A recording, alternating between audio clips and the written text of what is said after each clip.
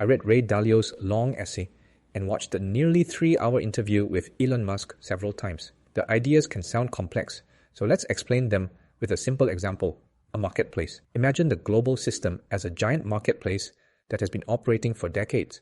Each country is a stall owner. International rules are the market regulation, and the US dollar is the universal voucher used for every transaction. For many years, one stall owner dominated the market, the United States. It controlled the strongest resources, the largest cash flow, and even set the rules. Everyone had to use its vouchers to trade. Because of this overwhelming power, the market stayed relatively stable for decades. But now the situation is changing. The US has rising debt and sometimes breaks its own rules. At the same time, other stall owners are growing stronger and gaining their own resources. They are no longer willing to follow the old rules. In other words, the old order is starting to weaken. To understand today's global situation, you only need to grasp 4 key ideas. First, rules get their authority from power, not from fairness. Rules worked in the past because someone had the power to enforce them. When that power declines, the rules lose their force. Second, peace often comes from overwhelming strength. The world avoided major conflicts for decades, not necessarily because everyone became kinder, but because the cost of challenging the strongest power was too high. When the gap narrows, conflicts naturally increase. Third, external conflicts